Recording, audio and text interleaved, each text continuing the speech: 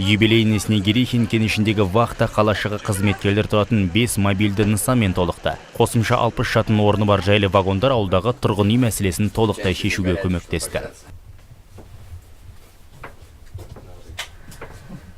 На многочисленные просьбы трудового коллектива. Еңбек жұмының орын тапшылығына қатысты өтініштеріне байланысты айтар болсақ, Қазақмыс корпорациясы басшылары Жомарт 2 кенішіндегі мобильді ғимараттарды юбилейін Снегирихин кенішіне көшіру туралы шешім қабылдады.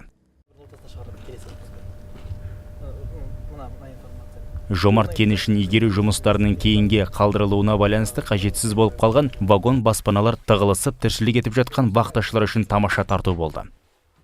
Вагончики хорошие, прекрасные, можно сказать. Вагондар тамаша ғажайып деуге де болады. Жылы жарық әрі жайлы, жатақханамен салыстырғанда әрине орында көп. Қысылып, қымтырылмай емін-еркін жүреміз. И места больше, и спокойнее, никакой давки.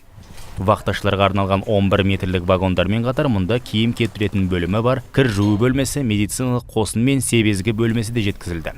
Вагондарға кондиционері жылу ұстап тұратын шымылдықтар, кереуеттер, тумбалар мен шкафтар орнатылған. Онда 50 градус суықта да жайлы тіршілік етуге болады. Бұған дейін бұл жерде 72 адамға арналған тұрғын үй конструкциялары құрастырылған болатын. Вагондар әкелінгелі бері юбилейный Снегирихин кенішінде барлық қызметкерлердің жайлы өмір сүруіне жағдай жасалды.